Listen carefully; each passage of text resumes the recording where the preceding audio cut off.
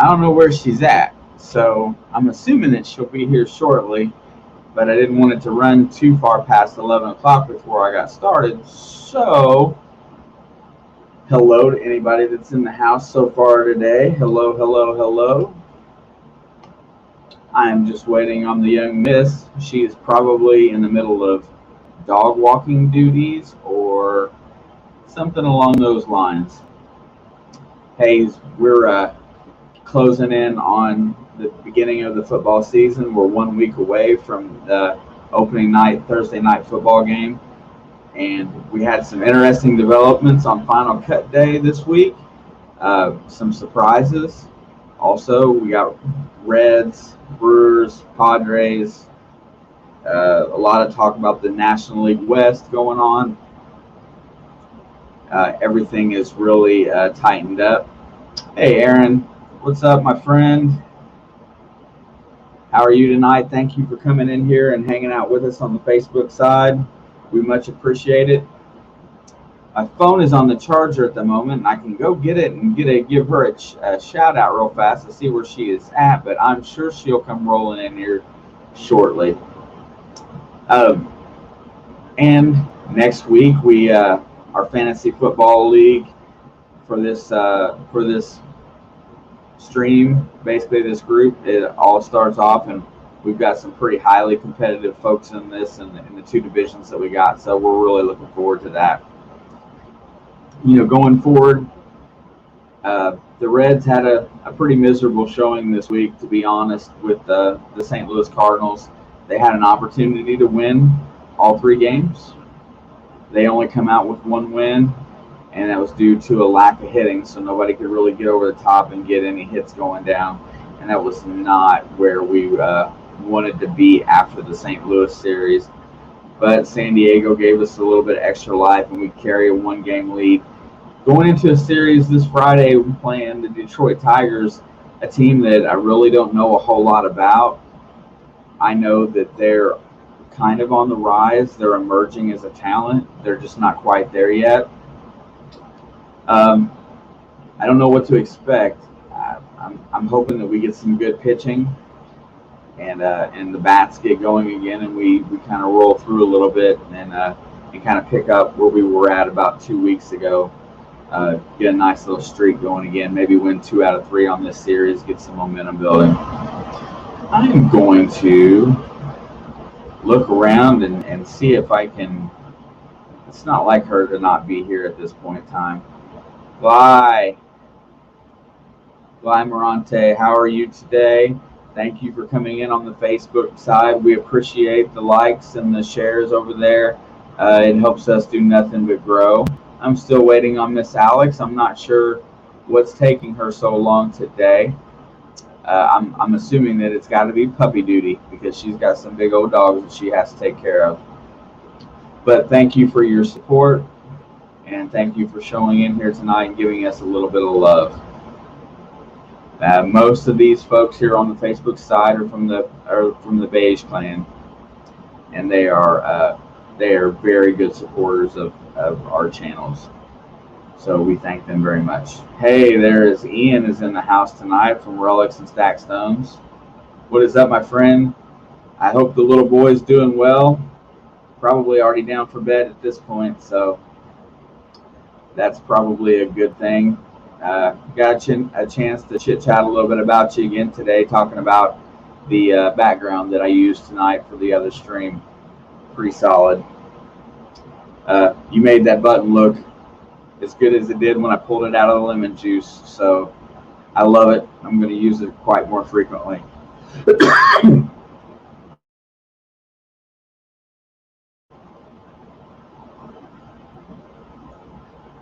So I guess that means he's in a preschool type of setting then.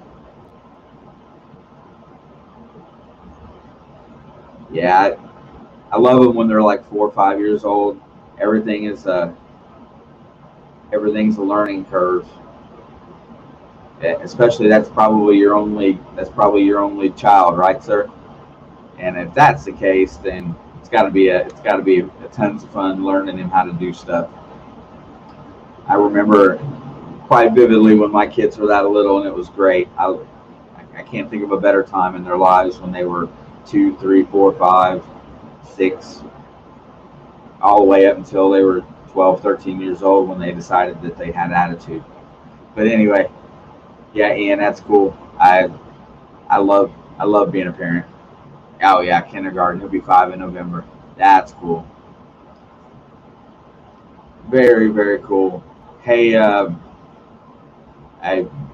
what did you think about the show tonight? Did you get in there for? I know you was in there for a little while. Thought that one was a pretty good gig. I love Tim, the Illinois Digger. He's on time. He's a good friend of mine. Hey, yeah, I'm trying to figure out where Alex is at. It's kind of got me a little bit worried. I'm gonna stop my cam here for just a second, and I'm gonna go grab the phone and get it over here by me. 1 second, y'all.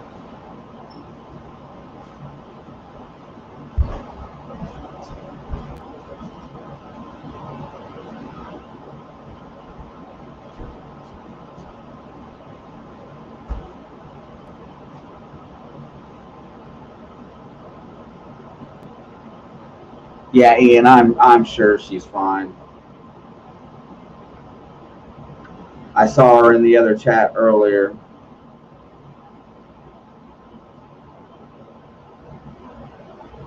Anyway, we'll do this here a little bit together.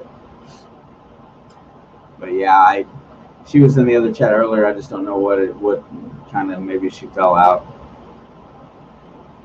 Where you at?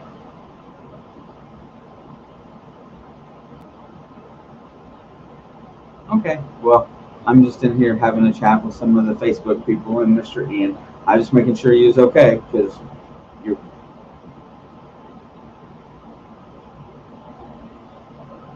Gotcha, baby. I'll see you in a minute. See, no big deal. Took a nap and her alarm did not go off. Anyway, glad to have everybody in here tonight. Super stoked to get on and getting closer to the NFL season. We're fired up. Glad to see some of the stuff that transpired this week. I'm going to try to save most of the stuff that that we were intending on talking about until she gets in here. So I will hit a few other things that she wasn't intending on talking about, so that I don't knock down any of our conversation for the day. And let's see, we're going to go over to the Major League Baseball side today. And Brewers, I know you was in here a minute ago, but San Francisco finally got you at the end of that series. But you guys played great out on the West Coast. You took 2 out of 3 in that series, but they did get you today, which helps the Reds a little bit going forward. There's probably no chance of us catching Milwaukee just because they are 19 games over 500. I'm sorry, 29 games over 500. There's really no possibility, I don't think, of us catching them unless they hit a really horrible bad luck streak, and they've been playing so good of baseball. But San Francisco got them today.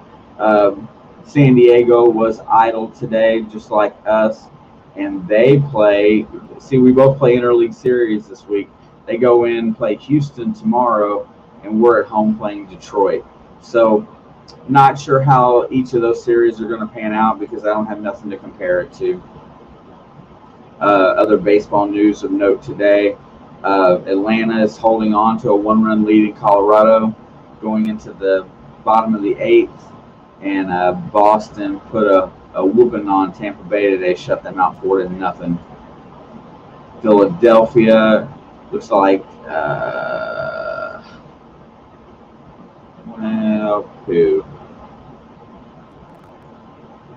looks like the Mets played fairly well today. Looks like they beat Miami, and it looks like Philadelphia beat Washington. Philadelphia is creeping ever closer to the top of that division again. And speaking about them, they've got several guys on that team. I know Reese Hoskins is still hurt, but when you got a guy like Bryce Harper, if he gets hot, he can carry your team for a couple weeks. So they still are a dangerous team going forward, especially in their in the National League East, which has really been kind of a train wreck this year. And to be fair, because it looked like the Mets were just going to run away with it. Now they're a game under 500. Atlanta's 8 games over, and Philadelphia's right behind them, 69 and 64. Philadelphia's won 7 of the last 10, so that division's tightening up a little bit. It's getting a little closer. The Reds keep a 2.5 game lead over St. Louis in the wild card right as we speak, and a half game lead over San Diego. Hey, looky there. There's the little lady right there. Computer's taking forever, but she's almost in. That's okay. I was trying to save our topics for the day for when you got here, so a couple little noteworthy things as far as on the NFL. I know Carson Wentz came back off the COVID-19 list today. I don't know if he's planning on getting vaccinated. I know that the Tampa Bay Buccaneers became the second NFL team to reach 100% vaccination. I know that a lot of teams are putting a high regard on that because it lessens the stipulations against them. Other than that, there was really no news going forward today. And to kind of touch on what Alex was planning on talking about New England cutting Cam Newton, which took us both by surprise because we figured he was going to be at least a starter for half that season. Mike McCarthy has brought up the possibility of him coming to Dallas to back up Dak. I feel like that's kind of important. I mean, especially since, Dak. Oh, I'm sorry. I take that back. They are not going to pursue Cam Newton as a backup for Dak, which goes against what I thought I was reading. However, I feel like that is I don't know. I don't think that's. I think that I would like to have a guy like that on my sidelines. Jellica Anna is in the house on the Facebook side today, saying hello to everybody and sharing much love for everyone.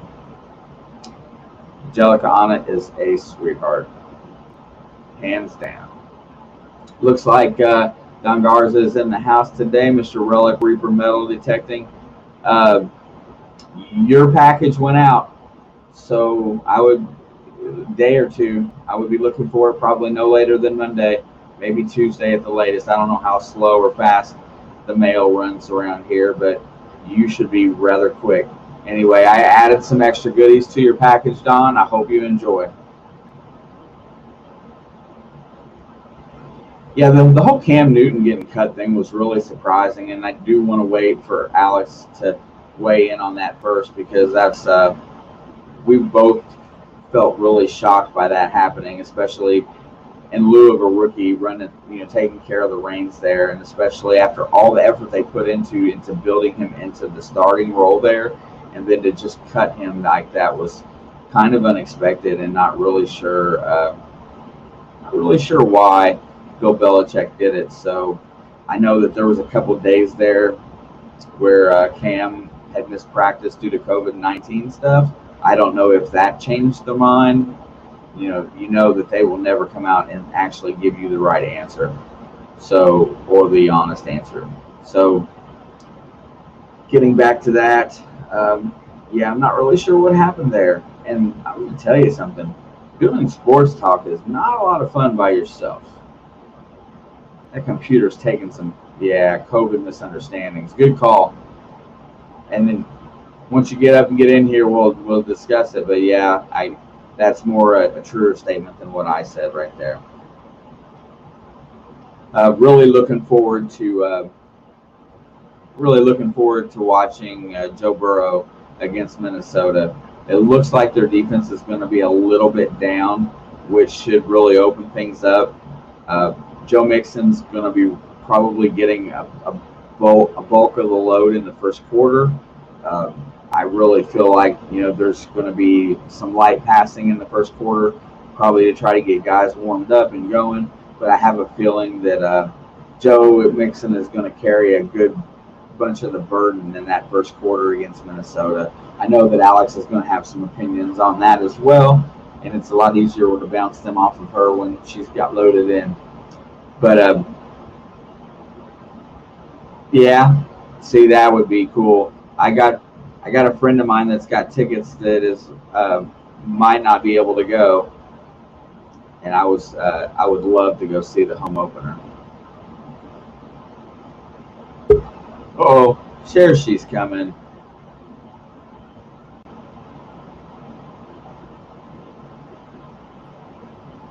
There it be. I don't know why you waited 10 minutes after the stream started to call me. Like, if I wasn't there at 11 o'clock, you should Oh, have well, called see, me I was then. like, I was sitting here thinking, well, maybe the doggy duty came in to play. Yeah, but I I would was have like, texted, obviously. well, my phone was, well, that was the It's other just part. does not like me to not show up. So I just feel like you should have been like, oh, it's 11 o'clock. Where the heck is Alex? And then you waited like 10 minutes. Well, And then you're I like, sports assumed, talk's not fun by yourself. And I'm like, well, you started the stream not even knowing if I was gonna show up. well, I mean, like I said, I didn't want people to leave, so I went ahead and started. You I could have called me assumed at it. 11. I assumed that you were. My phone was on the charger on the other side of the room, and I'm like sitting You here. It act went like like your a. room is a mile long. I know. I was trying to explain. It went 11:02, and I was like, she's got to be on her way in. So I started it, and then I was like, then it got to be like 11:05, and I thought she's probably. And then I was like, well, do I just keep waiting or go? And then finally, I said, hey, I'm going to go get the phone, and then get a hold of you. And then there it was, and I was like, well, okay, but it's all good.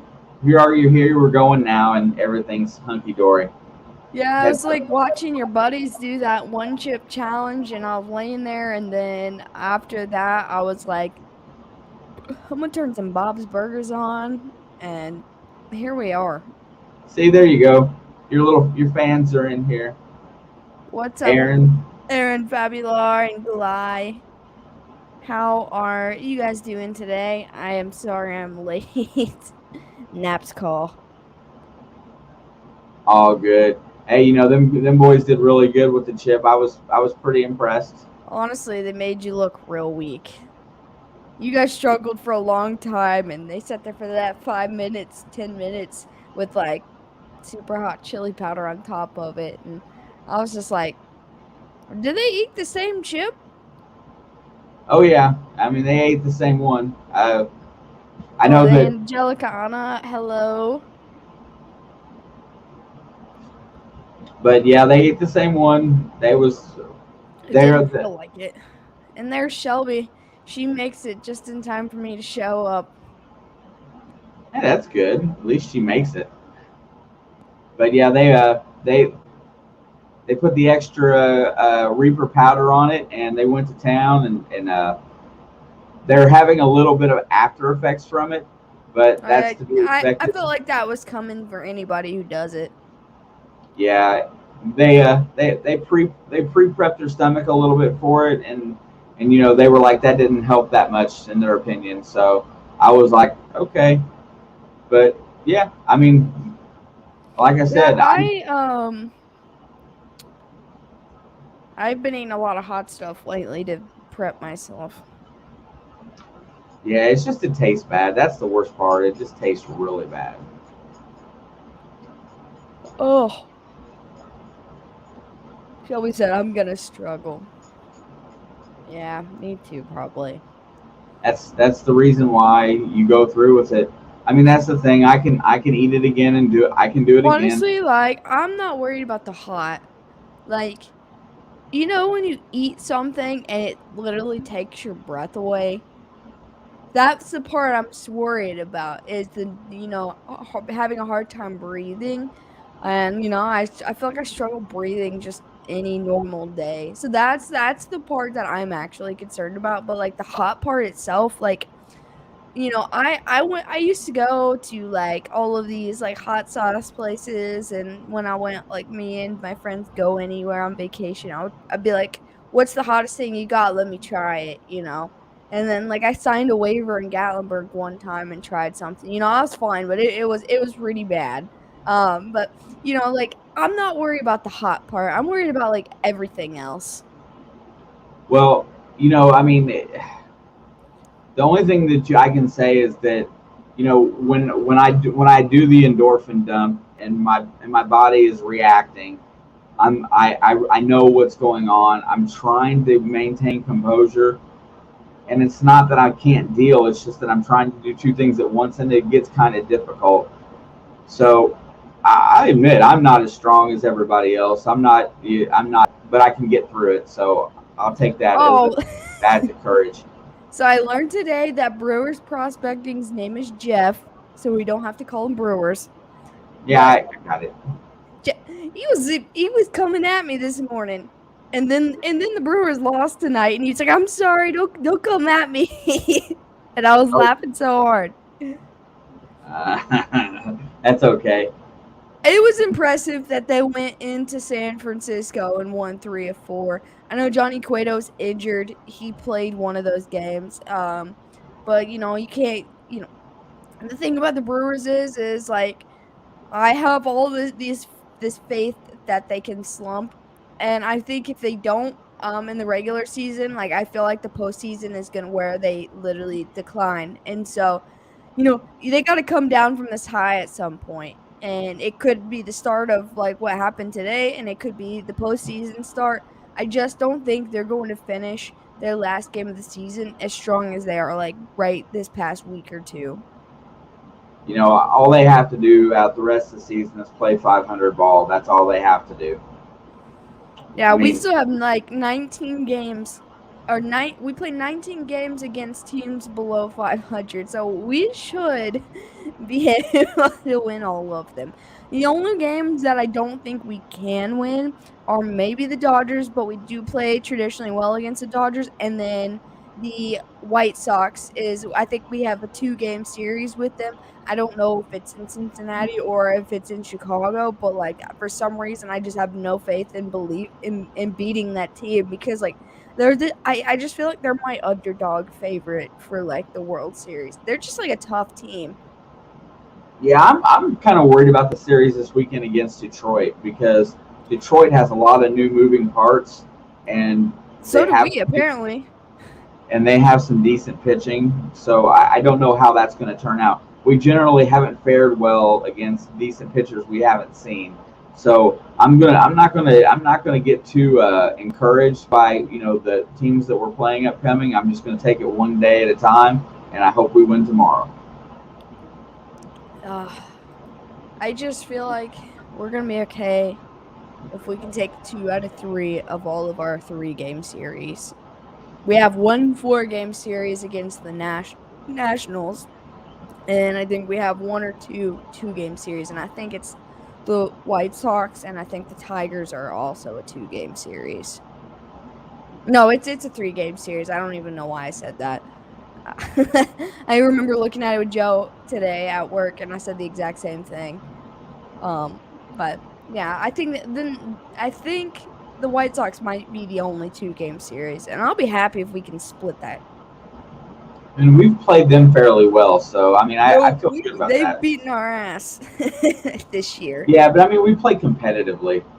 Well, yeah, I mean, that's the thing is like we've stayed fairly competitive this year.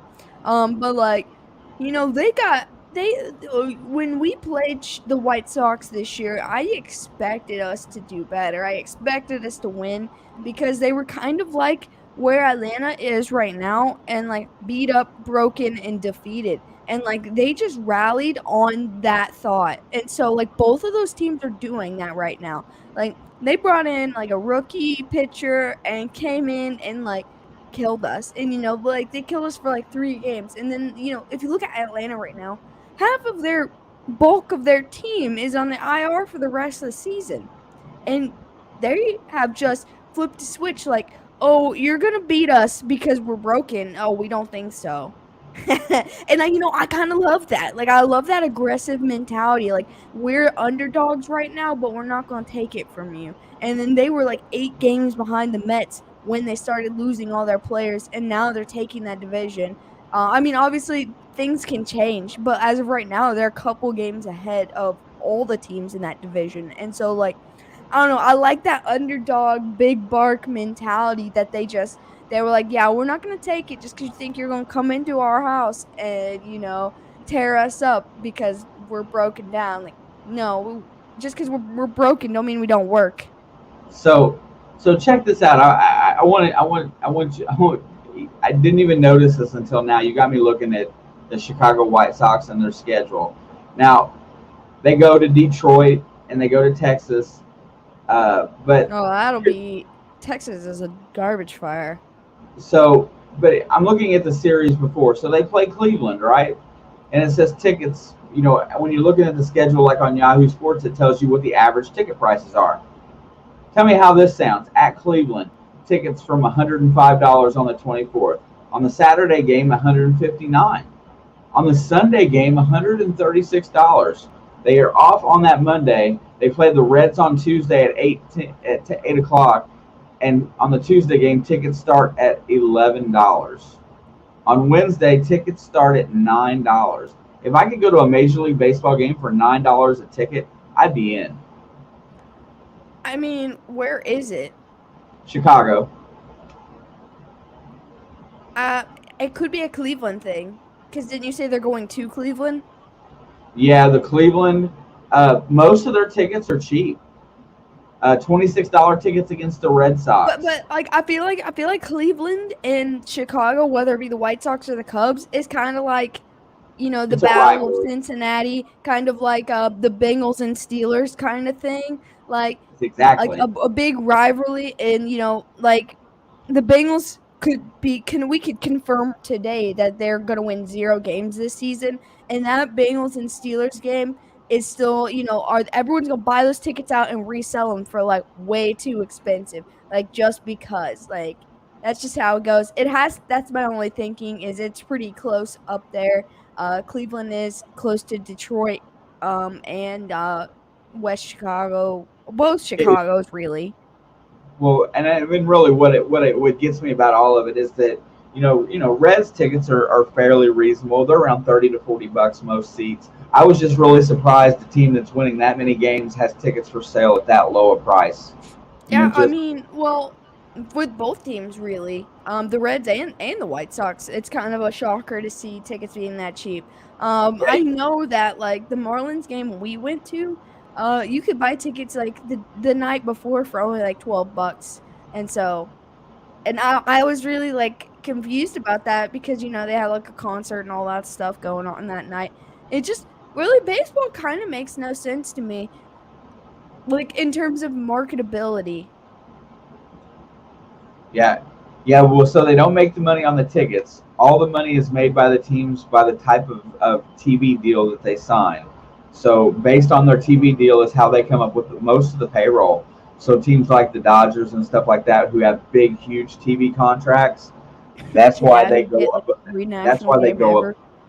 That's why they go above and beyond on what they pay in payroll, and they spend more. The I Reds know don't make that the Brewers San Francisco game today, I don't know about the whole series, but today was aired on YouTube, like the Reds game was at one time. I wish all of them were on YouTube, man. Like it made me real happy sitting at your house that one day, just like watching a Reds game on on my phone on my YouTube, and I was like, that's freaking awesome. Uh, I wish they did more games like that. Because, yeah. like, the crazy part about it is that the MLB YouTube channel, so the game was at probably, like, what, 7 o'clock or so? The Brewers San Francisco game today? Because it's already over, so it wasn't a super late game. Right. Well, I looked at it at, like, 5 o'clock, 4 o'clock, and there was already 1,200 people in there waiting, and it still had 2 or 3 hours before it started. Yeah, I Like, mean, I feel like baseball on YouTube or any sport on YouTube is like a great way for to make money just as watching TV. You know, to get right back on as close to topic as humanly possible, do you feel like the show that they put on against the Cardinals yesterday, do you think that is a sign of coming out of their slump? Or Yeah, do you think, yeah, so, like, I watch a lot of the pre-games and post-games when I can, if I'm at work and I'm on break or, like, sometimes the Reds Twitter will post clips of their pre-game or post-game stuff, and I'll watch bits and pieces of it, and, like, that's the one thing, like, they've been struggling in two areas specifically, and it's pitching in the first inning and just the last week or two finding their groove, like, on offense. It usually,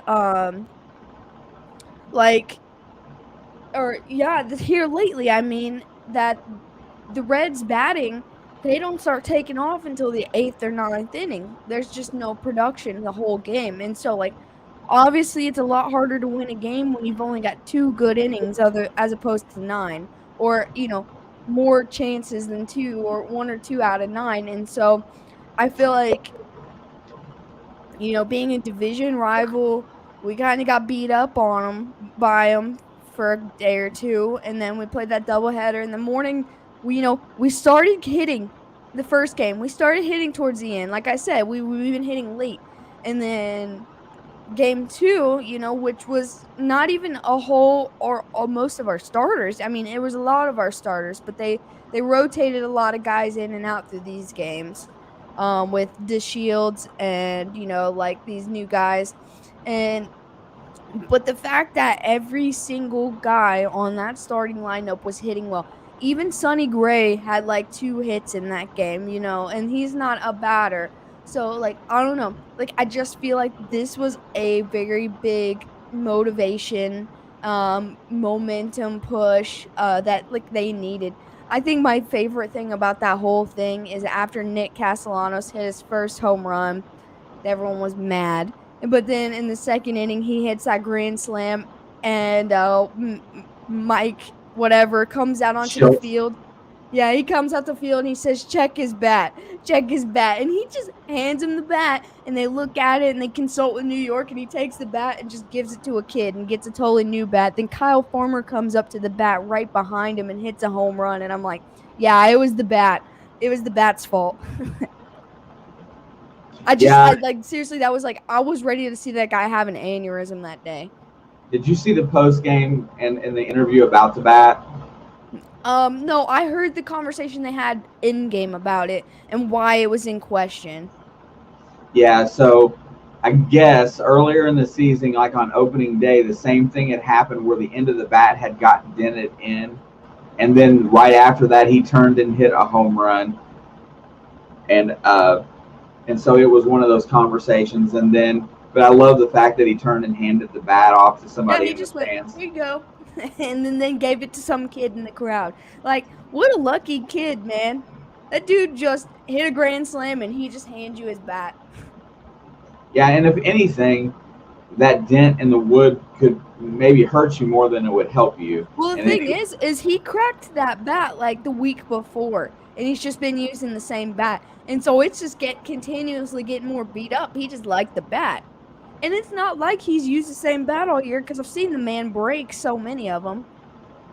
yeah, It's he just just like broke. he just swings hard, and eventually these bats are gonna get worn down and broken, and that's exactly what happened. And so they were under the impression that the end was cut out and corked. And I'm like, no, watch every single game this year. You can watch progression of his bats. They just get bad until they break. Oh, they would have loved to have been able to stir the pot with something like that. I mean, especially with him, but especially since he's already had bad blood with him already this year anyway, a la flexing in a pitcher's face. You know, Woodford. Dude, that yeah, was so awesome. I don't even care that he got suspended. Well, back then I was really upset about it. Just because of how they've handled other situations in the MLB. But seriously, that was like the greatest thing that I've ever seen. Like out of this whole year. And then my second favorite thing was after he hands his bat away and they're like talking with New York to make sure everything's good.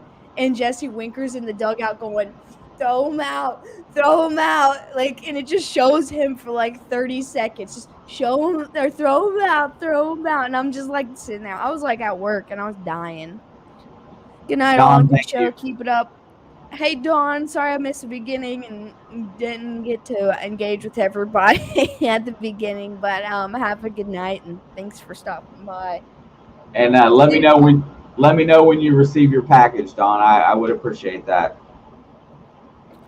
But speaking of, I don't even know if he's going to come back in time for the regular season. It Who's that? started off, August 20 something, 23rd, and then it was like September 2nd, September 9th, and I checked today and now it says September 14th. Oh, Winker. Yeah, I think that he could come back. I think they're babying him back. I think they're taking the time. Well, he hasn't changed a bit while he's been out. he was just, That's the good thing. Why bring him back a little early and let him run the risk of tweaking? Because if he hurts it one more time, he's out for the rest of the season. right. All right, thank you, Don. I mean, I think it's smart to go slow. They're not in desperate need of him at this moment. They're able to get by at the moment. But I like I said, like, I think, and granted, one of the guys was an injury, and so, like, that's not a good thing. But being able to retire a starting pitcher and two relievers by the second inning, I feel like it's got to make the Reds feel good. Like I said, the second guy, it was injury related, and it looked a lot like TJ Antone. He pitched 5 pitches, and then he handed the ball off. It was like, I can't. And so, like, that, I hope that dude's okay. But, they still came in and got their starting pitcher out before the second inning was over.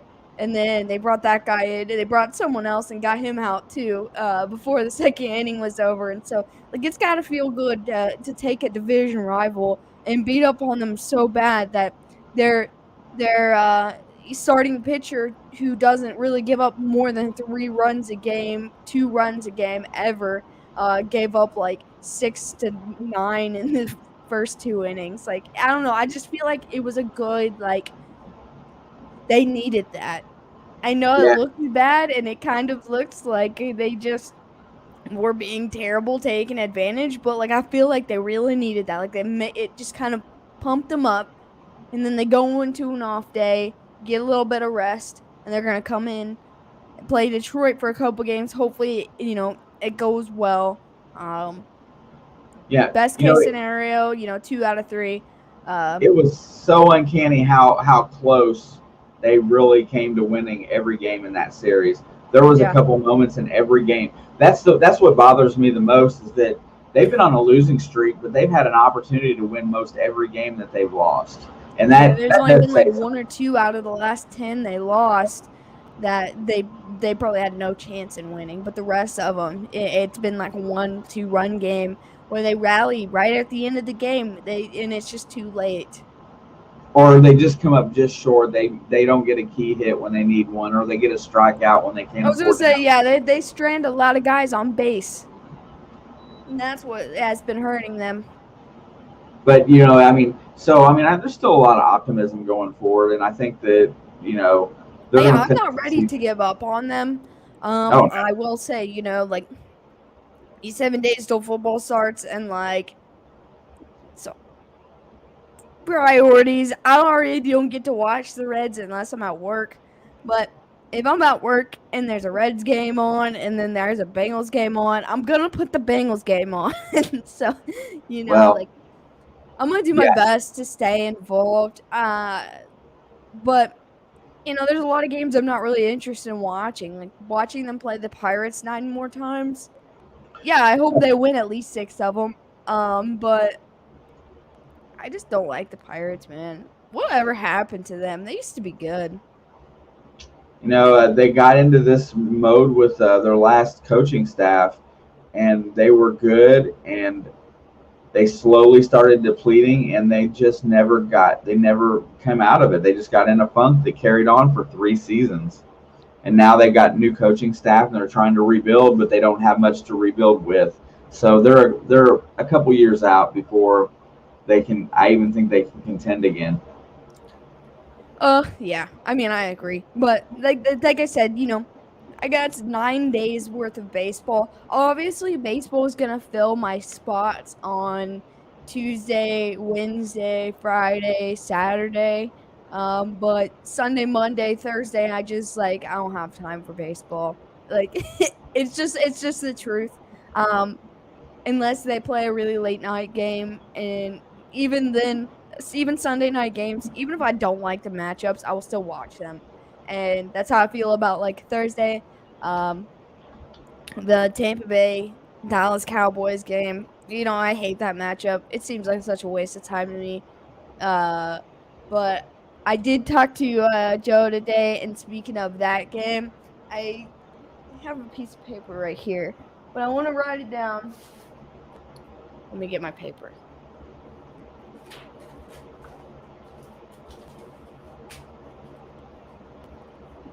Do I have a pen? I was not very prepared just because I was sleeping.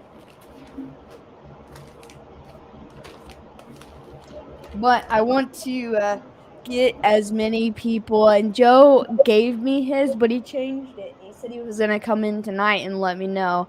But I don't know if he was here earlier or not. But I want to know everybody's predictions. I think the point spread is 7.5, and the over under is 53, I think, for the Bucks Cowboys game.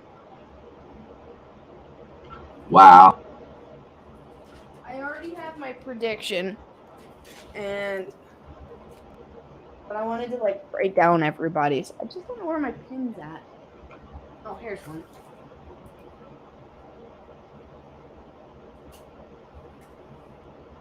So we can circle back to this next Thursday night. Yeah, Go ahead. Do you have a prediction? Generally as a rule, I err on the side of caution when I bet these type of games, and I always take the under. But I think I'm going to take the over on this game, and I don't think that Tampa Bay covers. Final score?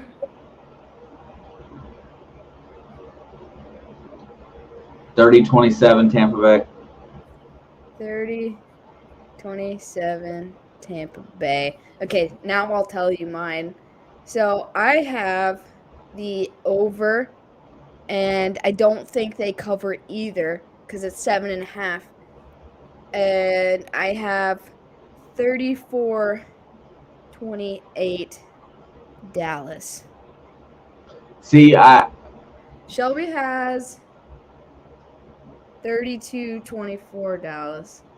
Shelby. Brewers, go ahead and shoot a prediction for the Buccaneers and Cowboys final score on Thursday. You're fired, Shelby. I just said the same thing. I just had both teams scoring a couple more points. Shelby said 32-24 Dallas. Man, I guess I'm the only person that thinks that Tampa Bay still can win their home opener. Look at there's Rob's. There's Rob. I'll write him in here too. Everybody's taking the over though. Rob's is barely. I can't remember if it's 52 or 53. Rob says 30-23 Bucks, obviously. Now I'll let Brewers shoot a number out, and then I'll get Joe's number, and I just want to see who comes closest. So in my head, I have picked Dallas to win this game. Do I still think it's possible for Tampa Bay? Yes. 30-20. Who's the winner, Jeff? But I think no matter who wins that game, it's going to be 34-28. Like, I'm picking Dallas, but if it is not Dallas that wins, I think the score is still going to be the same. And he picks 30-20, the Bucks. Oh, Jellica Anna says 35-29. You pick the Cowboys to win or the Buccaneers, Jellica Anna? Jeff. Possible? Are you on dope? Nope. I am high on life, my friend. Are you on dope? Is that what he said? He said, are you on dope? I can attest that nobody here is on dope. 35-29. I don't know why that was so funny. Are you on dope? Nope. High on life. Always. You know, Jeff is the only person who picked a score that is under. Yeah, I just feel like there's going to be so much early scoring in that game that it's going to be hard not to hit the over. See, I think what could possibly happen is there'll be a minus prescribed. I think there could be a shutdown first quarter, and there's no score on either team. Because Dallas is, the thing about winning a Super Bowl is the next year is the toughest year for Super Bowl winners because every single team they play is going to come at them as hard as they can.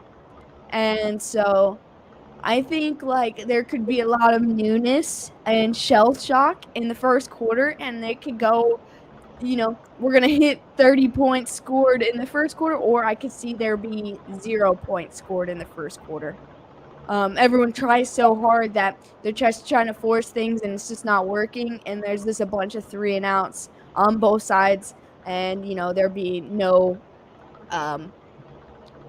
scoring at all in the first quarter. So I think it could go either way. Like I could see this game hitting the under. Also, Jonathan is in here. So Hi, Jonathan. Dude, the Facebook crowd has been amazing. Always. yeah, seriously, it makes me happy that they stopped by in here. All the Bucks are now vaccination, got that situation put to bed, especially when the Cowboys choke. Yeah, the thing about it is like the Cowboys choke because they've had bad defense. Like when Dak was still healthy last year, he was en route to be the MVP. Like there was no doubt about it. He was going to throw for over 50 touchdowns and 5,000 yards. Like it was, if he hadn't got hurt, that was happening. Like he was going to be the leading passing touchdowns and yards. So they're just a really high scoring offense because of a bad defense. Now, if their defense can come out and play the Bucks offense pretty steady, they might go to the under. It might be a pretty even game and drawn out throughout the game the scores. Obviously, that Bucks defense is elite. But they're also coming off of the fact that they just won the Super Bowl, and it's just a lot harder, especially first game coming back, all these things. Because everybody, like I said, you're going to get everybody's best shot when you win the Super Bowl. And look, I've known exactly what that's like. Being a Chiefs fan the last 2 years, everybody's plays the Chiefs twice as hard as they play anybody else. Like, it's just how it is. And so, like, even last year, it was just, like, scary watching even in the division because since Patrick Mahomes has been there, there's been no competition within the division. But Patrick Mahomes has only lost, like, 2 division games his entire career. He still owns the Broncos. But the Chargers have 1 win with Phillip Rivers, and the Raiders have 1 win last year. And that's it. And so But now this year, I'm having a hard time finishing their schedule because like I could see, all three division rivals, slipping in a win there. And like some of the games at the end of the year, I can't decide with it is really hard picking games for teams you like. I think I've got the Bengals about done, but like I don't know. He said, "Okay, why did Cam Newton get cut?" Look, I'm gonna give you my full and honest opinion, and it could be completely wrong. And they straight up told the media that it wasn't it, but I don't think he's vaccinated, and I think that's why they cut him. There's no other reason that I can see them cutting him. It doesn't make any sense. Like this is the most un-Bill Belichick move, unlike Bill Belichick move I've ever seen. They went through all that effort to re-sign him and get him acquainted, give him a second chance just to cut him. I don't see it. I'm giving Tampa Bay that win in New England now. With Cam Newton, I had the Patriots winning that game, but Mac Jones can't do it. Not yet. So Yeah, my 2 cents is pretty close to yours. However, I think that Belichick would rather him be gone than have to deal with any of the distractions about COVID protocol or vaccination questions on a weekly basis. I don't think he wanted to be down with the nuisance of that. I think he was just like, look, I can take this, and I think I can win. I may not win as many games, but I think I can win with this rookie. I may struggle a little bit, but I just don't feel like I want to deal with the media every single day over, COVID protocol. yeah, but the thing is if he cuts Cam and they don't win any games, look, it's Bill Belichick. They're still gonna win games. But if they go in here and they do this and win, like the media's gonna ram him a lot harder than the COVID questions. Yeah, and you know what? I think he thinks he can go ahead and win. He's got to think he can win 11 games under this current format. He has to believe it, or he wouldn't have done it. Yeah, see, I had the Patriots very close to a wild card, if not a solid wild card, because I hadn't finished everyone else. But now, like, I have to redo their entire schedule because I don't have that kind of like. I had a lot of faith in year 2 in the Patriots with Cam Newton. Nobody knows Mac Jones, his offensive line and all of his wide receivers and everything wasn't built perfect like it was in Alabama. I'm not saying that kid isn't willing to work. He isn't willing to do it. He isn't willing to lead a team. No, he's definitely all of those things, but he's still a rookie. Him leading that team, I think they're 3 games under what they would be without him leading that team with Cam running it. Is that fair? Yeah, I think Cam gives them 3 to 5 more wins. I was banking on the make or break to a playoff spot. Yeah, so there you go. In my mind, I had them at 11 wins with Cam. I have them with 8 wins without him. That's pretty close. I mean, that's where I was at. I don't know how accurate that is, but when they cut him, I grabbed my sheet of all my predictions and I threw it. I was like, "Are you kidding me?" Right out the freaking window. I woke up to that news, right? And I just like screamed in my pillow. I was just so confused. Like I'm still like it's been like what 4 or 5 days now, and like it's still just eating at me. Like out of all the cuts that could have been possibly been made, this is the one that really truly got into my head. Like it doesn't. I can't understand it. I've been really getting into this whole the Miami fandom about Tua. The fans are really behind Tua and don't want no part of Deshaun Watson. I found that completely interesting. Yeah. So speaking of Cam, I've been like drawing up in my head places I think he could go. Everyone keeps saying they keep hearing Dallas, and I have yet to hear that. Like I have not heard that one time other than people telling me they heard that. I haven't seen that. But I think very favorable destinations for him to go is 1, Indianapolis, because like their quarterback situation is seriously a mess. Carson Wentz is good for 3 days and he's out for 5. Then he's good for 3 and he's out for 5. They lost Sam Ellinger 5 to 6 weeks, so they got Jacob Eason. And Jacob Eason, I don't think they have faith in to win a lot of games.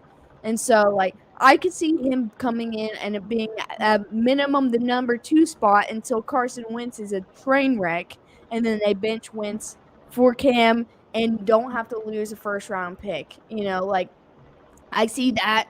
I also see Jacksonville, because not only did they trade Gardner Minshew, but they cut Jake Luton, and so they got Lawrence and CJ Beathard. If you think they're going to win more than 2 games this year, then everybody in the world is stupid. So like I could see that being a favorable, and also even though I know they just got him, I could see him going to Philadelphia as well. They're seriously like so messed up about their quarterback situation right now that like I just feel like they're willing to bring in as many guys as they can and figure it out. I just read the article that said that Mike McCarthy did not want Cam Newton in Dallas. So that one's put to Yeah, rest. I never heard that.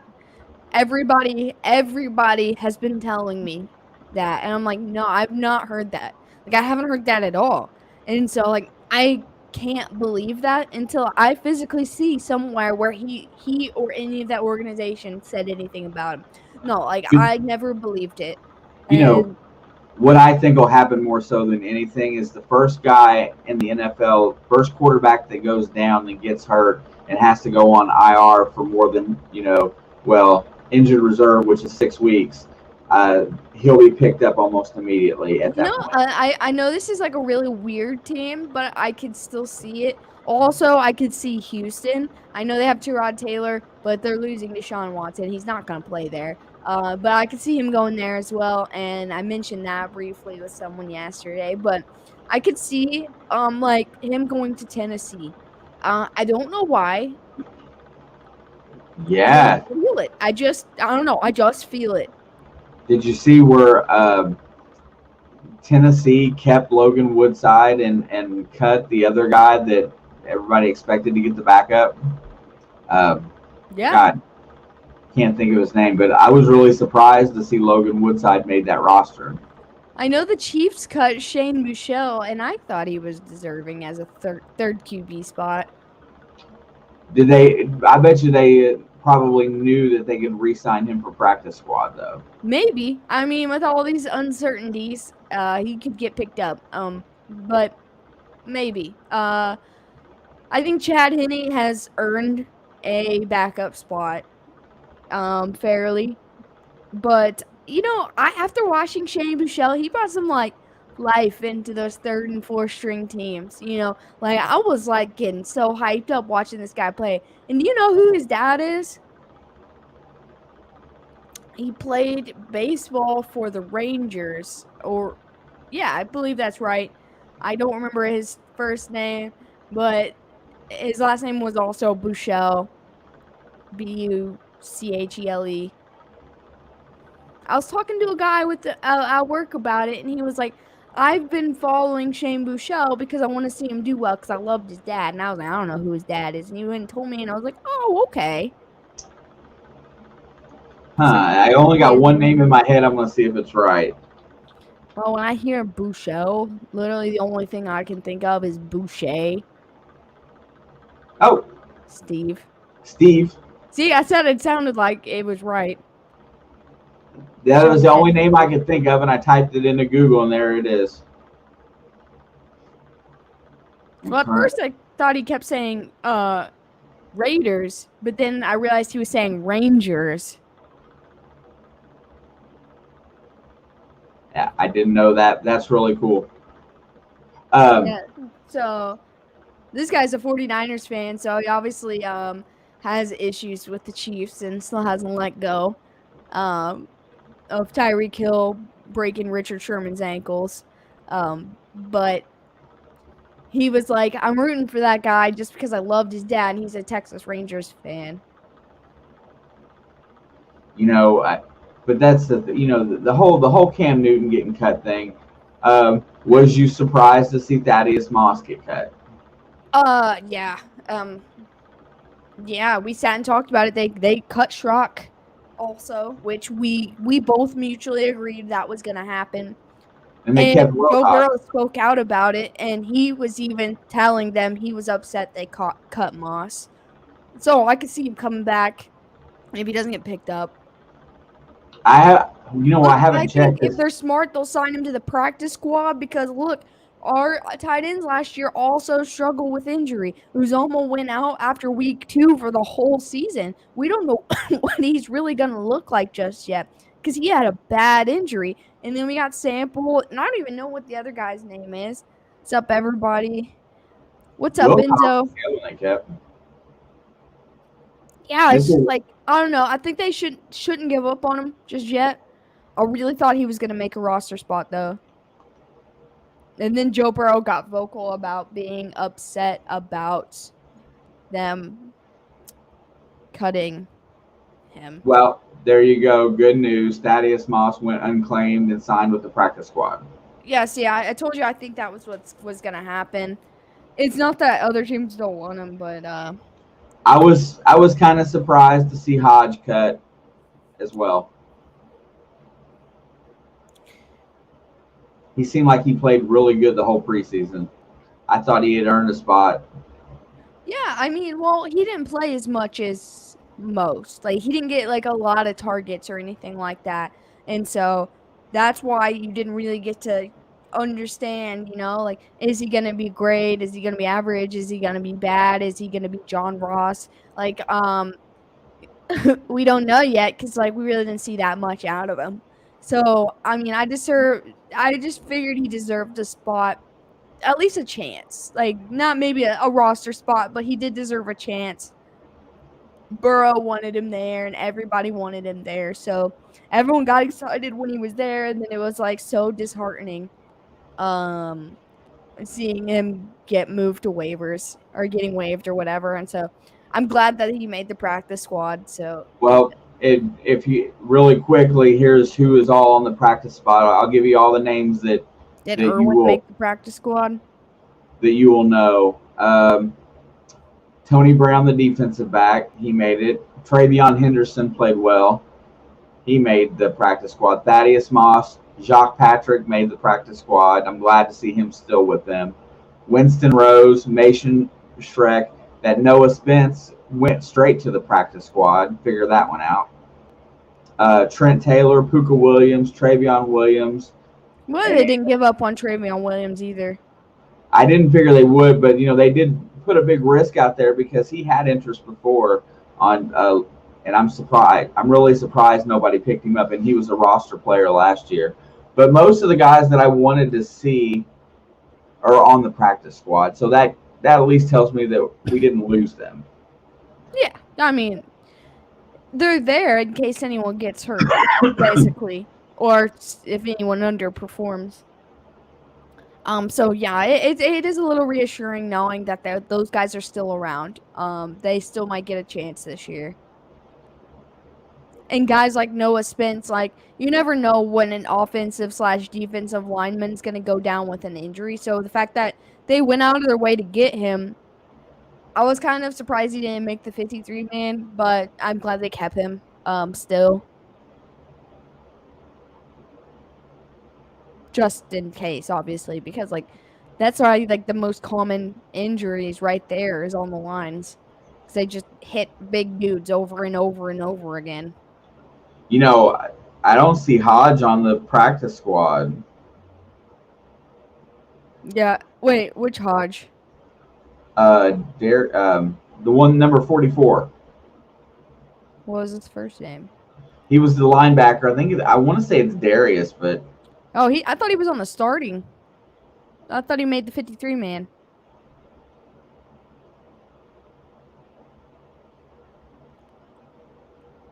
doesn't look like it. I don't see him. That's shocking. He played well. Yeah, I mean he was good. He probably led the team in sacks, other than what's his face who went out in preseason. Yeah, I'm trying to figure out what if he was just cut, if anybody picked him up, but I can't see it yet.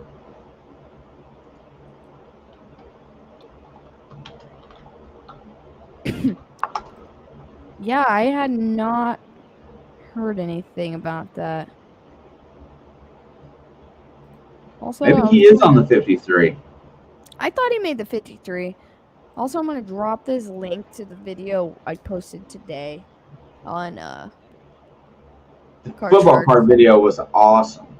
Yeah, I was super happy with that video. It was a little longer than I wanted, but I think it turned out really good. So yeah, I meant to post the link earlier before the stream started, but you see how that went. Yeah, I meant to tell you that. I left the comments, but I didn't know if you'd seen it or not. But I thought that video was great. Benzo, is it Joey and Castellanos? Because Joey is like ranked like number 4 or 5 right now in the MVP race, behind Tatis, Bryce Harper, and I don't even remember who else was in front of him. We had a lot of fun during the card break, Alex. Yeah, I was in the premiere. My break hit the same time that video premiered, and I hung out with Jeff and we just talked the whole time uh during that premiere. Dude, I really liked that box. It was so much fun. We did get some new cards in the mail today. We got some new Chronicles boxes and we got a special DeGrom. Well, I don't think that DeGrom will win MVP just because he's been out so much. But like I said, he could still win MVP because like his ERA is .01. But yeah, I do have a really special um box that came in with my 2 Chronicles boxes today that me and Shelby ordered. I don't know when we're gonna open it, but I'm super super excited. It's a mixed sports box. There's 2 sports in it, and there's only 100 of these boxes made. I don't think Tatis is gonna win because also he's been out so much with injury. If Bryce Harper, if anything, it's gonna be Joey or Bryce Harper. I think. I'll throw a vote in there for Max Muncy. I could see that, but I'm gonna say that it's either gonna be Joey or Bryce Harper. Especially if the Phillies make a playoff run, which is still possible. They're getting it. They closed it. They're closing the gap on Atlanta.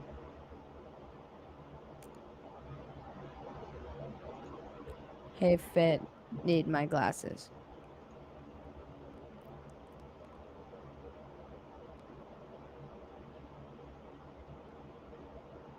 Sweet. But yeah, I've got we both have like so much card stuff that we're really excited about coming up. And we got a couple other things planned for that channel as well. And then me and you are set to record Saturday for our predictions. I can't wait to see everybody's comments on those once we post it. I've been trying so hard not to talk to you about it at all because like I want it to be a total surprise when we go and compare our predictions. And so by the end, by the end of the video, it'll be our first time hearing each other say what we think completely. And then I can't wait for the end of the season, Super Bowl time, to compare that. Yeah, that'll be fun. I know that just by final cuts, my predictions changed quite a bit, so I had to go back and redo a Yeah, ton of. Brewers. I actually have one right here. It's a rated prospect card for Nick Senzel. And so this one was actually given to us like a gift. But I have a couple football ones that we found, and I also recently got a Kansas City Royals one and a Chicago White Sox one, and they were like a rookie threads card. And so I don't know if they're game used because some of the memorabilia cards are game used and some of them aren't. But these rookie threads cards, I don't think they are. Brewers, you rip. My stack is sick. I feel like I don't know. Like I just love that you have cards too. Someone actually sent me a message while I was napping It was Joe, and I guess his buddy. Based on what the message says, I haven't clicked on it, but he says, uh, "Adam just pulled out of his collection. You need to come see this," and sent a photo. And I want to say that it's like some cards or something, because like that's what I talk about all the time. But I'm not too sure what. I'm actually gonna click on it, and so if it's something cool, I will share. Oh, it's a lot of cards. Yeah, this is he sent this picture. Just Wow. all old stuff. Also, looking through, found pink chrome Tatis. It's hot. Wow, that's super awesome. The pink is so awesome. We have something like that coming. It's not going to be baseball though. It's going to be football or basketball, but we don't know what we've got yet. But also, John messaged me and said he had a box of old cards that it was probably football and basketball and maybe some baseball, and he said if I wanted them that I could just have them. And I was like, I mean, yeah, like if you don't want them, then I'll definitely take them, because like I like some of the older cards almost more than some of the newer cards. Yeah, I didn't tell you that I got that. It's bigger than a shoebox, but it's a whole box full of cards from the early 80s and late 70s. But they're not in mint condition. They've had a little weather on them because they've been sitting in a garage for a while. But I got that box today. 5 bones right now because it's a hot item. Yeah, that pink chrome is probably worth a pretty penny right now. Once I have a bigger collection, I might start flipping some of the cards just to get some more cards that I like just want for my collection. But right now we're kind of just collecting everything. I have a lot of cards for a lot of teams that I don't care about, but like it's just cool. I enjoy it so much. We finally organized all of the baseball cards, so like they're nice and neat, separated by teams and stuff. Like they look good, and I'm really happy. I'm working on the football right now. Uh, I'm only about like a quarter of the way into organizing all that, but I just love it, man. It's so much fun. It's probably like the coolest like hobby I've ever been really into, other than video games like playing Madden. Which Madden 22's out and I still don't have it. And I'm still mad. It's been out since like August 22nd. I guess it's time to pull my stash out of the attic. Yes. Everybody needs to pull their stash out.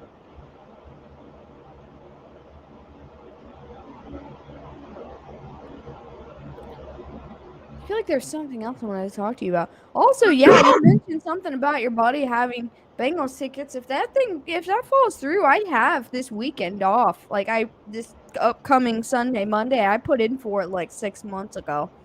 So I mean, if you got tickets, I might be able to. I'll go. The Chiefs play at 4. So after the game, I would have to stop at like a maybe we could stop at like Hollywood or Rising Star or something and just watch. I'm not gonna miss the Chiefs Browns game. That's probably one of the hardest games we're gonna play all year. Chiefs Browns, Chiefs Bills, Chiefs Ravens.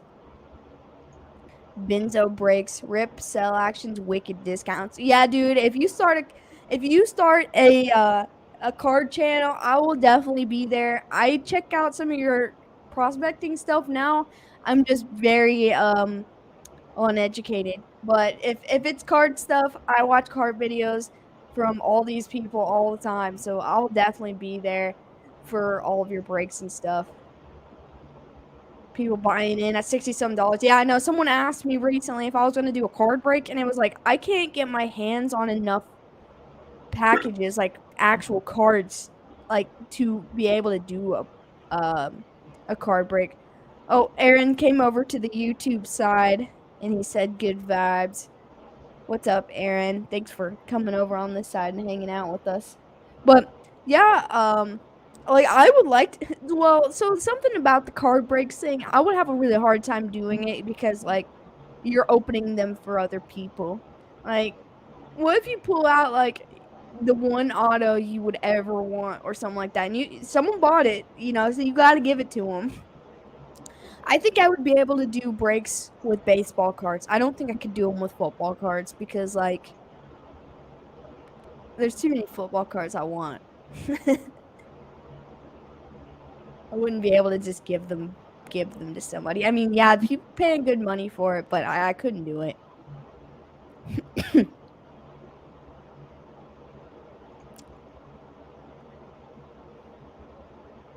But yeah, I'm really excited. I think Minnesota is one of those teams this year that's gonna look good, but actually be really bad. So I think the Bengals have a chance to win. Week one. I think all of the AFC North is gonna take advantage of the Vikings this year. Yeah. But I'm just really excited to watch Joe Burrow. He's not going to be held back as much on I regular season time. I was thinking about that. I think his first game is going to be. I think they're going to come out and try to really run the ball against Minnesota. I feel that that's going to. I feel like they're going to try to break him in a little slowly. Don't get me wrong; he's still going to get his passing yards, but I really think they're going to push the run against Minnesota. Yeah, I mean I think so too, and it's going to be like something they're going to want to do because Dalvin Cook isn't going to rush for less than 100 yards. Yeah, if they can stop Dalvin Cook, they definitely win the game. Yeah, if they can hold him to under 100 yards, I think they'll win the game. But like Minnesota is a run first team. Yeah, they got Jefferson and Thielen and whatever, but they're a run first team. That the throwing the ball is their option. And so, if we could shut down that run game, our corners and safeties and that area of our defense has gotten a lot better. We can shut down the pass a lot easier than the run, and this preseason's proved that it sucks with the loss of that rookie after Osai. Osai. Yeah, that really hurts because like I think he was that piece that got us to like 12 wins. But I really still think that this defense has held up their other two games, and I don't know. I'm really I'm just so excited for football that it's unreal. I hate that the first game we watch has to be the freaking Cowboys and the Bucks. Like, I get that Super Bowl champs always play the Thursday night game. Why did it have to be the Cowboys? They got 4 preseason games, couldn't even win one of them, and now they get the first game of the year too, which is a primetime game. Like, get that out of here. Nobody wants to watch the Cowboys play. Like, look, everyone wants to see Dak. I get it. And Cowboys fans are ecstatic. I get it. But you couldn't have picked someone better to play the first game. Like the Raiders got a primetime game in the first week too. That's messed up. I think the Chiefs and Browns game deserves to be a primetime game. But they got the Baltimore and the Raiders. That's instead. Politics. That's football politics right there. It's just stupid. We haven't really said it much, but I still think Las Vegas is going to be a serious dumpster fire this year. No, yeah, after watching preseason, not only do I have the Raiders being bad, originally in my mind, I had the Broncos winning 3 games this year. Well, that's going to change. I think the Raiders might win 3 games this year. Now, they might inch out 6, but I think the Broncos are going to be closer to wherever the Chargers end up.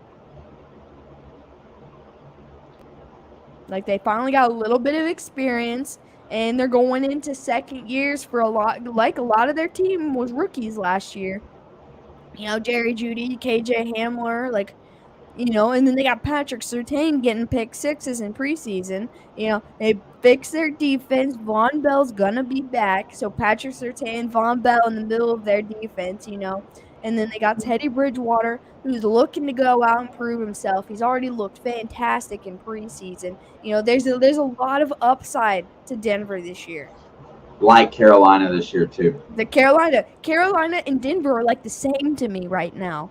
It's like everyone's going to count them out. Everyone's going to sleep on them. But they could sneak in, playoff spots. I think Sam Darnold looks really good there. Sam Darnold looks really good. Terrace Marshall Jr. looks really good. He's already played with Robbie Anderson when he was a Jet, so he's got that connection there.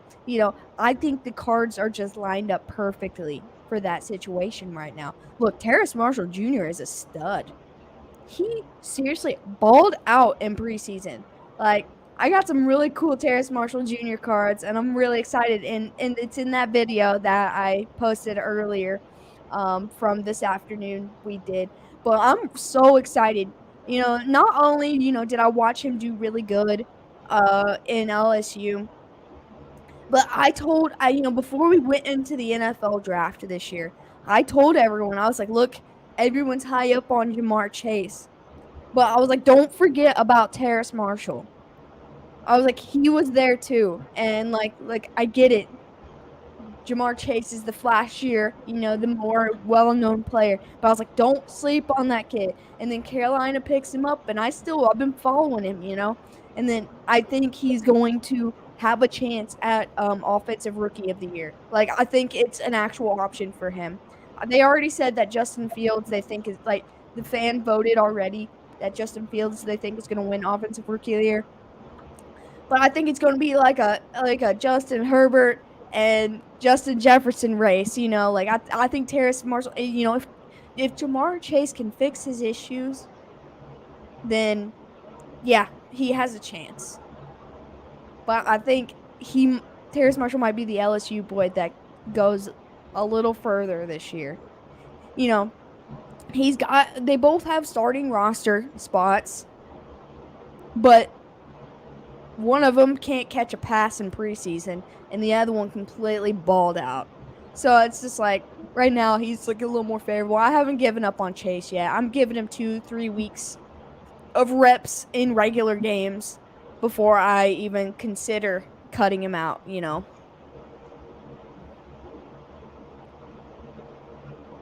Yeah, Brewers knows what I'm talking about. He saw the video. They got like a cool Flux card and a couple other cool Terrace Marshall cards. I'm holding on to those because, like, one, I've been watching him for a while, and two, like, seriously, I have high hopes, and I haven't told too many people other than like here on this stream. It's the only place I said that. But I'm waiting, I'm gonna be like, we're gonna be week 9, and Carolina's gonna won 6 gone 6-3. And like, I'm gonna be like, listen, I told you, like, they're sleepers. Like, I have Carolina, the Saints, the Broncos, and I had 4 teams as sleeper teams, and I can't remember who the 4th one is.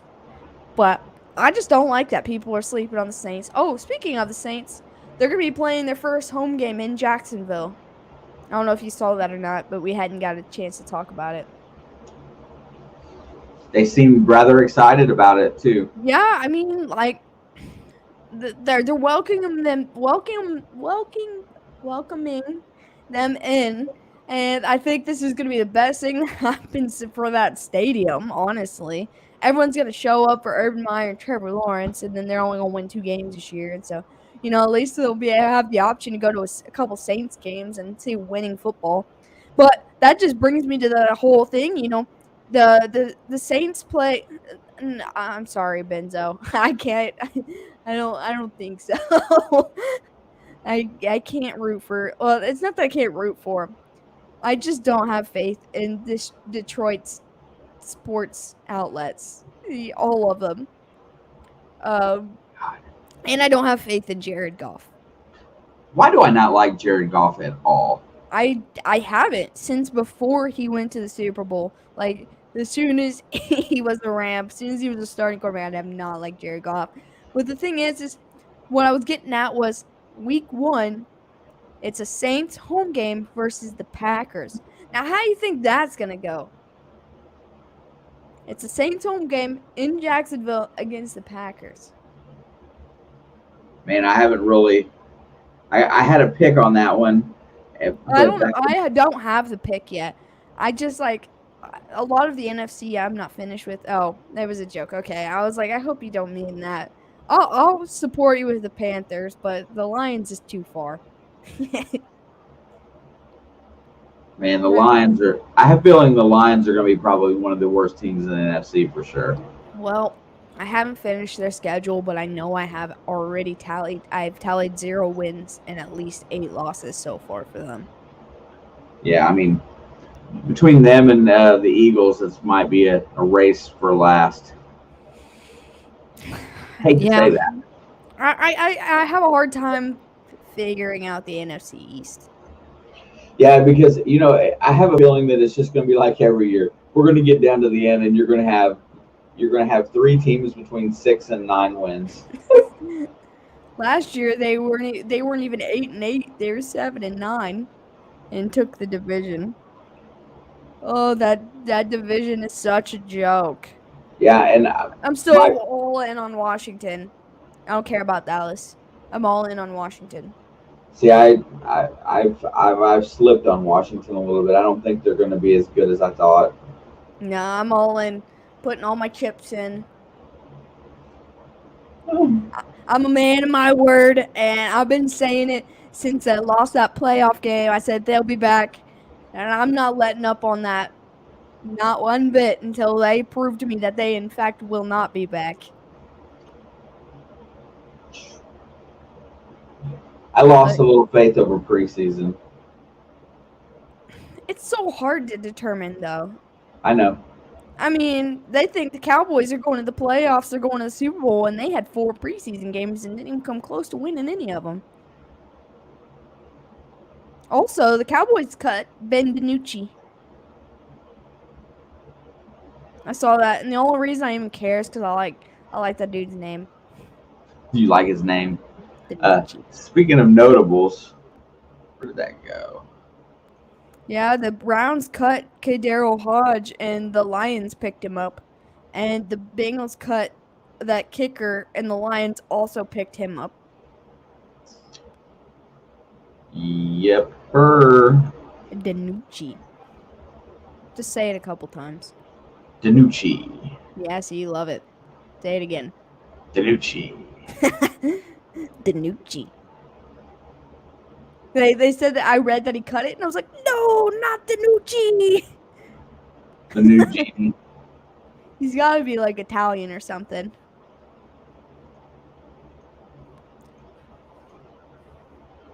Also, I saw that, and I think it's for Washington, but I don't know what team it's actually for.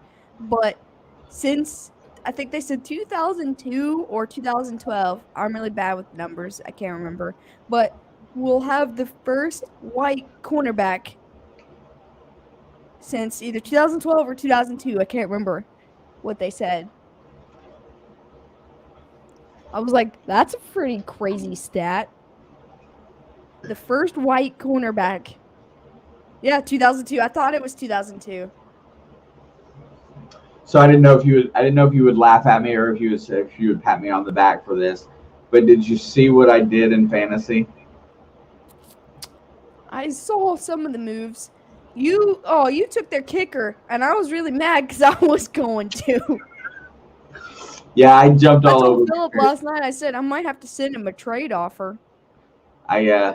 Well, I just didn't like. I think it's Matt Gay. I wasn't a big fan of his. Well, why'd you take him?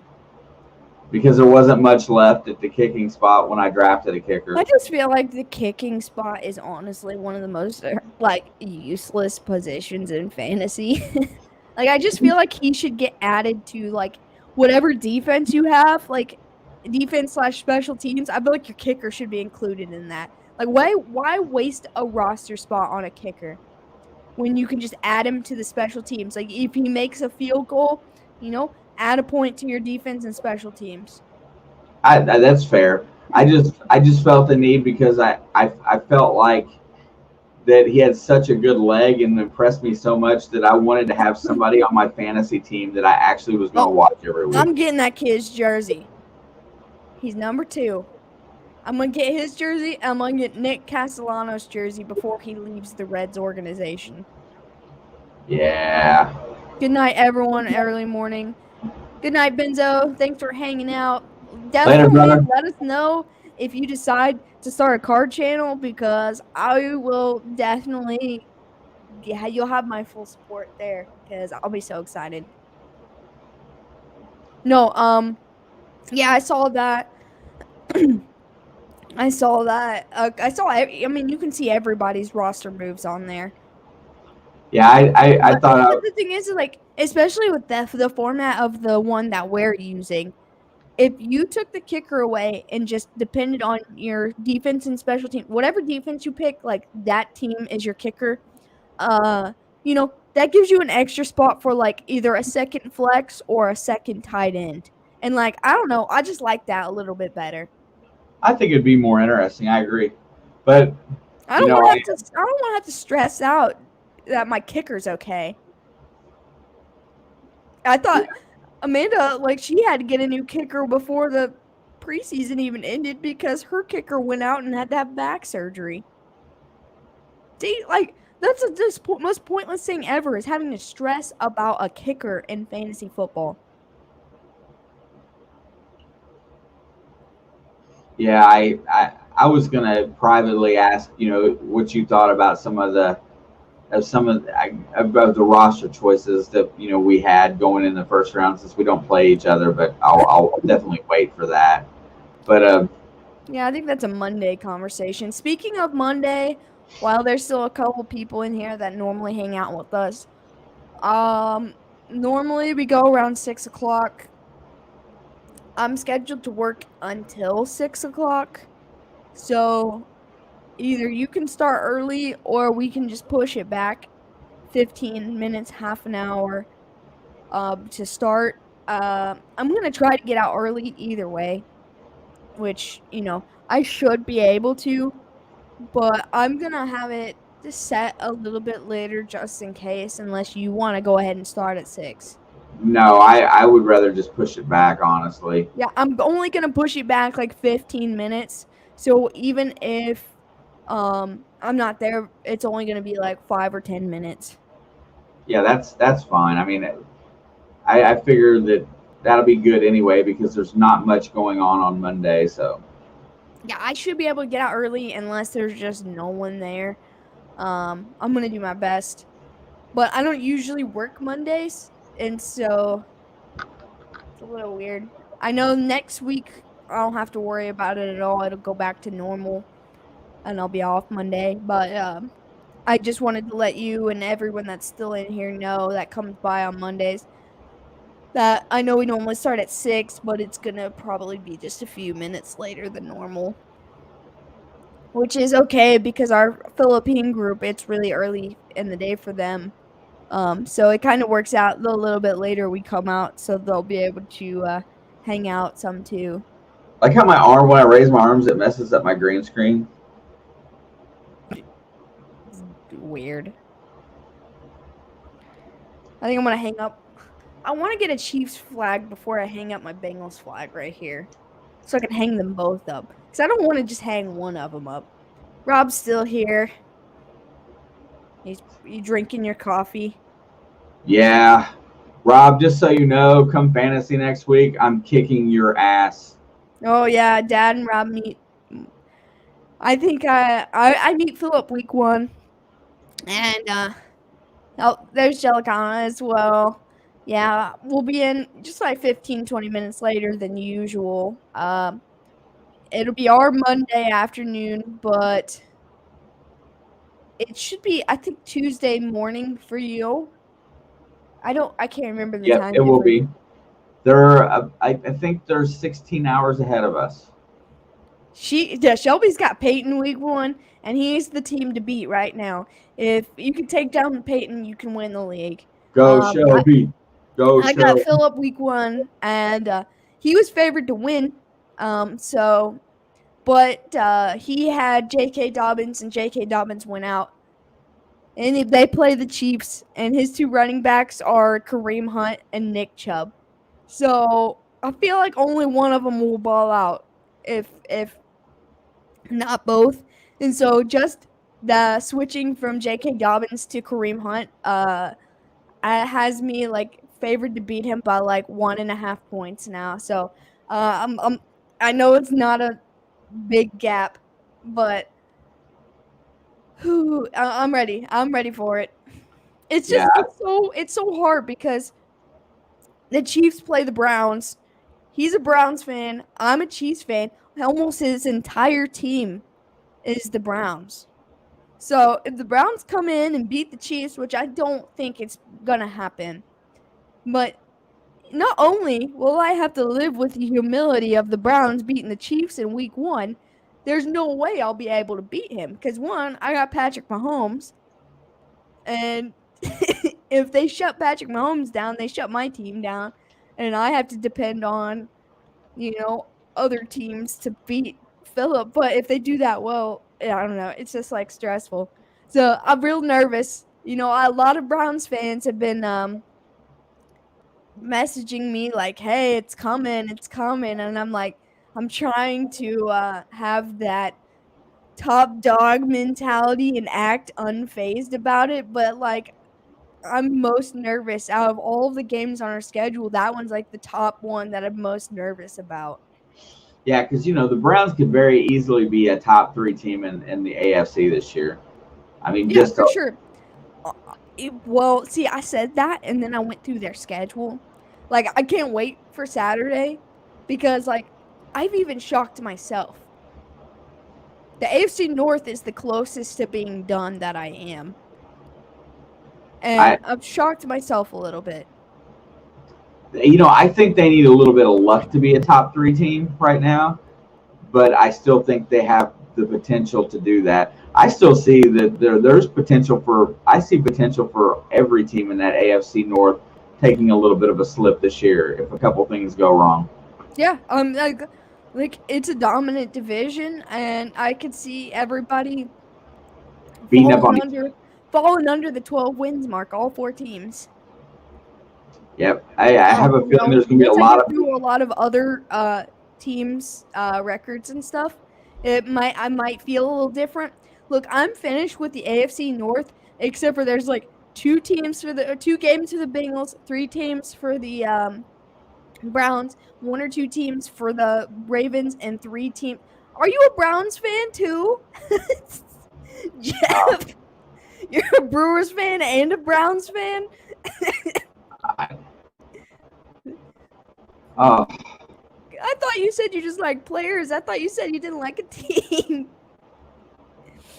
um, but anyway, there's like three games. I would say on average, 3 games for each team of the North that I have picked their win or loss, but I'm not sure about yet. I'm gonna give it up until Saturday to change like those games.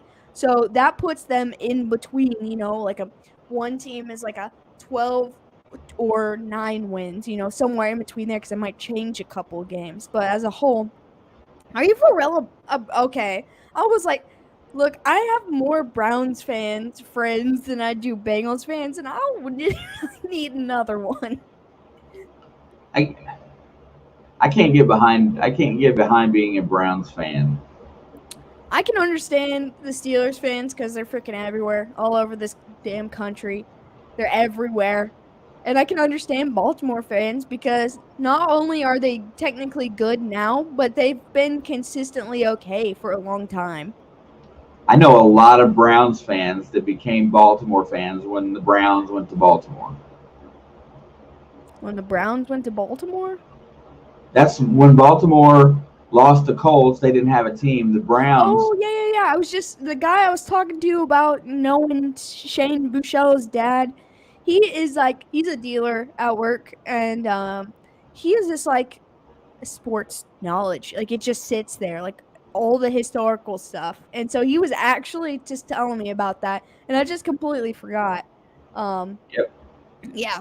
Well, I think I don't know. I know a lot of Ravens fans. Actually, I don't know a lot. I only know like three, but like they've been Ravens fans since I was a little kid. Like Matt, he's been a Ravens fan my whole life.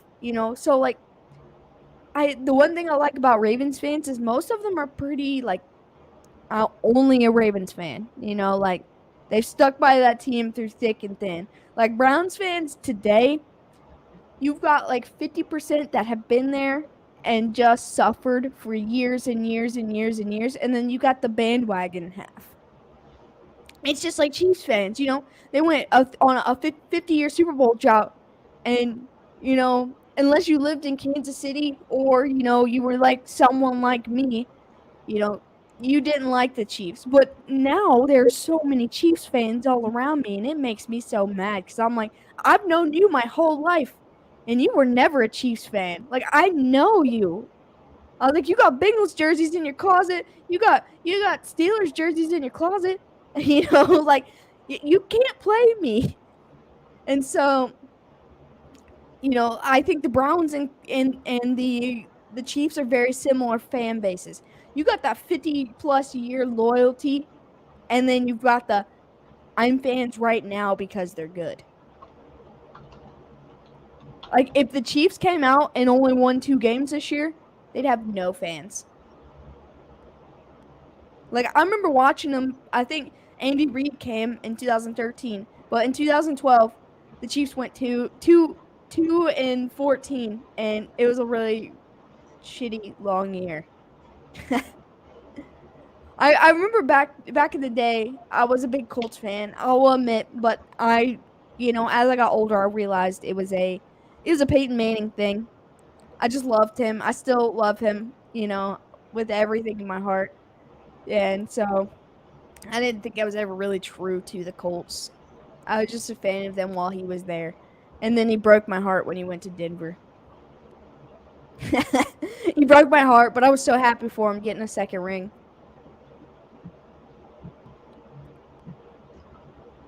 Yeah, it's been really with them moving teams around like they did, but a lot of Browns fans there's a lot of Browns fans that converted over to Ravens fans, and a lot of the new Browns, a lot of the players don't accept the new Browns or a lot of the fans, and that's really kind of strange because they're becoming a good team. I'm so really surprised that a lot of people don't just why how come they just couldn't accept them from being an expansion team. Yeah, I know Baltimore is still also petty about the Colts when the Colts come to town. Oh yeah. Because it says like uh Baltimore, and like if Cincinnati was there, it'll say Baltimore and Cincinnati on the scoreboard, and it'll say when the Colts come to town, they change it and it says home and away team. Like, that's the only team it does that they do that with, just the Colts. They're still petty about that, and I think it's really funny. I don't know too much about the history, but I don't know. It's something to laugh about to me. But um, I think tonight has been a good one. I'm really hungry. Yeah, I can see it being a sore subject. That's why I'll really get into it with, especially people who've been fans for, you know, 20 plus years and stuff. Like, I don't like to prod, poke and prod at things that I am not that educated about, because like, I don't like to argue about things I don't know what I'm talking about. And so, I don't like to push buttons on that subject, but I do think like my buddy's a Colts fan, and he has never liked Baltimore ever. Um, but he's been a Colts fan his whole life basically, and so I think it's just like funny based on like who you ask about it, what story you're gonna get, because like you're never gonna get the same story. You might as well just look it up. What's on tap for Monday? Monday we will have played the 3-game series against Detroit. We'll have that to talk about. Um, we're gonna be doing our final pre-game or pre-NFL. Like if I was a Raiders fan in Oakland, I'd get pissed. They keep leaving and coming back, leaving and coming back. Yeah, but the thing is like their fans are so freaking loyal. Like, they travel so well. They're like Pittsburgh Steelers fans. Pittsburgh Steelers fans travel so well. And so Oakland fans, Vegas fans, Raiders fans, they'll go anywhere. They don't care. And so I can understand them being mad, and I totally get it. But they're probably the best fan base in terms of going wherever you need them to go. And so I think they're probably mad, but Vegas is like a money town, so they might enjoy it now there. But anyway, the Detroit series will have Friday, Saturday, Sunday. Yeah, we did see a lot of Browns fans at that playoff game. But the Browns don't get to the playoffs very often, so I could see them traveling. Um, like if they would have beat the Chiefs and played the next game against Buffalo, you would have seen a lot of Browns fans in New York as well, or Buffalo. I feel like long term drought teams like that travel the best. They've waited so long. Anyway, so we'll talk about that series, and we're probably just gonna get our last little bits of thoughts in about the Tampa Bay Dallas game for sure. I mean, I have everything wrote down, and I'm gonna get Joe's as soon as I talk to him. And then if there's any last minute trades, maybe we'll find out where Cam Newton's new home is by then. Um, you know, little things like that. We're gonna little last minute adjustments before regular season starts.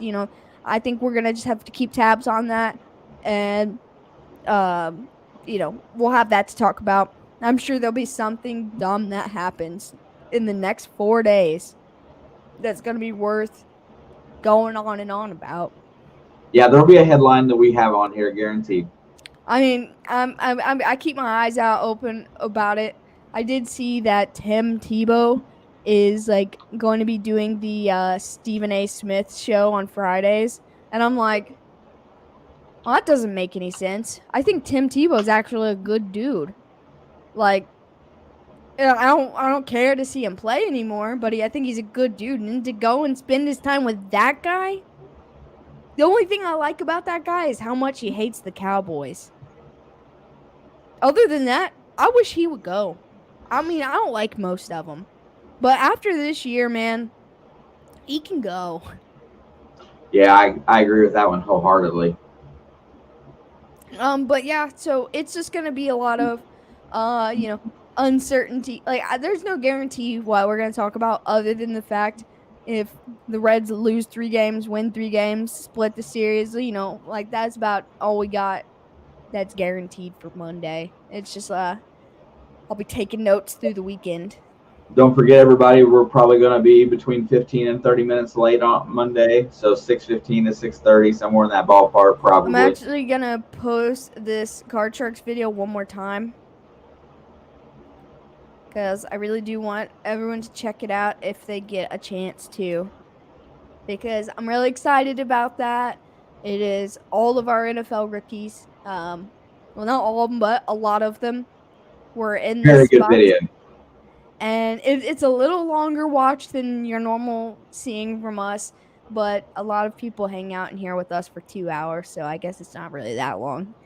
But I'm really excited about it, and I just want everyone to see it because I'm proud of it. And so I'm going to push that out a little more. But yeah, we've got big things. We'll have a video coming out probably. Well, it's going to come out before Thursday. It has to. Of our predictions. If we get that done, I'll probably edit that and put that into play Sunday. Yeah, and so sometime between Saturday and Thursday, we're gonna have our predictions video out. I want everybody to watch it and go, comment what they think about it. And if he gets it out on Sunday, we can talk about it on Monday as well. But I'm really excited. I'm real stressed out about it because, I want to do everything right. And I want to, be as closest to right as possible. But there's so many unknowns. But I'm really excited about that. So we've gotten big and new Card Sharks content coming. We've got that video, which will be our first non-short video since basically the beginning of the channel. Yeah, since our second week. Yeah, after we post that video, we just live streamed after that. And together. Yeah, well, other than the Indiana stuff, but yeah, and so we got new content gonna be coming. We're gonna be pushing that out, and hopefully we can get into a system to be able to push more videos out.